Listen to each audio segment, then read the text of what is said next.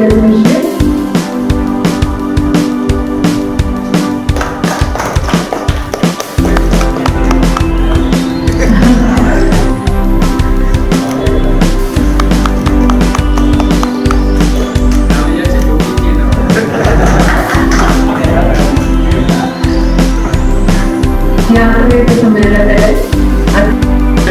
പണ്ട് കാലത്തെ കേരളത്തിൽ കുടിയിരുത്തിയതുപോലെ തന്നെ എന്നും കേരളത്തിൽ ഉറച്ചു നിൽക്കാൻ കഴിയത്തക്ക വിധത്തിൽ വ്യാപ്തി വർദ്ധിപ്പിക്കണമെന്നുള്ള അഭിപ്രായക്കാരാണ് ഞാൻ.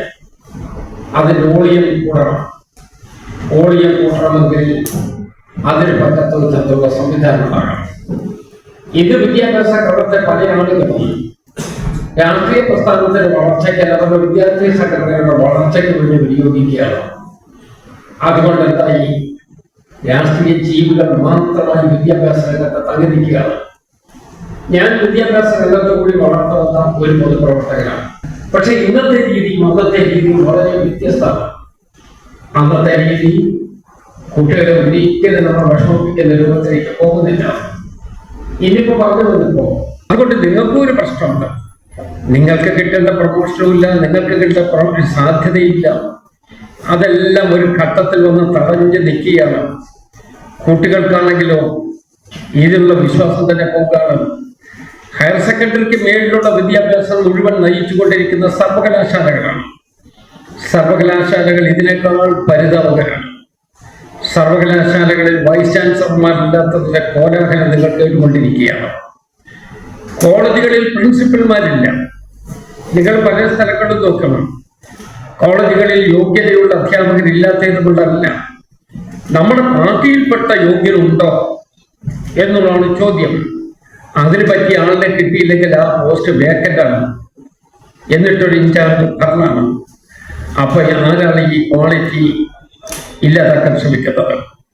ക്വാളിറ്റി ഉണ്ടാകണമെങ്കിൽ ആ ക്വാളിറ്റിക്ക് യോഗ്യനായി ആളുകളെ അവിടെ നിയമിക്കട്ടെ. അതുകൊണ്ട് രണ്ട് ഗുണമാണ്. ഒന്ന്, സർവീസിലുള്ള ആളുകൾക്ക്, യോഗ്യതയുള്ള ആളുകൾക്ക് അവർക്ക് പ്രൊമോഷൻ കിട്ടേണ്ട രൂപത്തിൽ പ്രൊമോഷൻ കിട്ടും. ആ സ്ട്രീം നന്നായിട്ടൊഴുകും. രണ്ട്, ക്വാളിറ്റിയുള്ള വിദ്യാഭ്യാസം നമ്മുടെ നാട്ടിൽ നമുക്ക് ഉറപ്പാക്കാൻ കഴിയുകയും ചെയ്യും. അപ്പൊ വിദ്യാഭ്യാസ രംഗത്ത് ഈ അപാകതകളെ കുറിച്ച് പൊതു ചർച്ച ഞാനും കാണുന്നില്ല.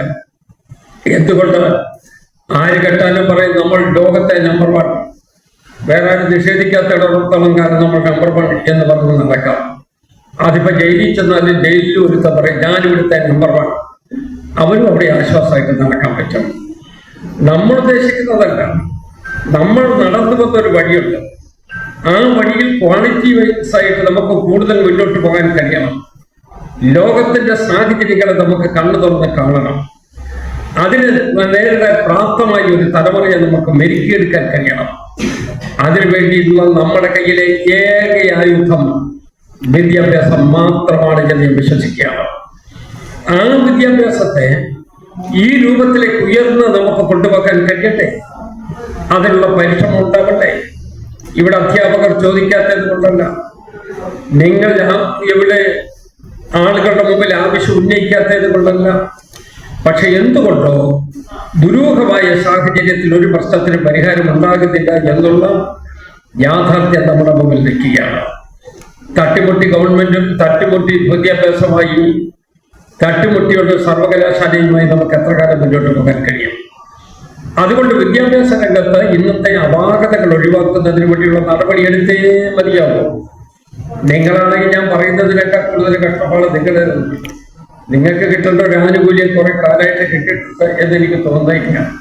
ഒരു കാര്യം ഞാൻ പറയാം, 2026 നിങ്ങൾക്ക് കിട്ടാനുള്ള ആനുകൂല്യം കിട്ടുന്ന രാഷ്ട്രീയ സാഹചര്യം കേരളത്തിൽ ഉണ്ടാകുമെന്നുള്ള കാര്യത്തിൽ തർക്കമില്ല. നമുക്കും ഒരു ശുക്രൻ ഉദിക്കും.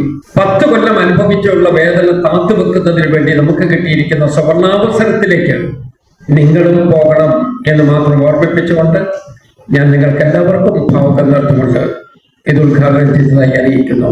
നമസ്കാരം.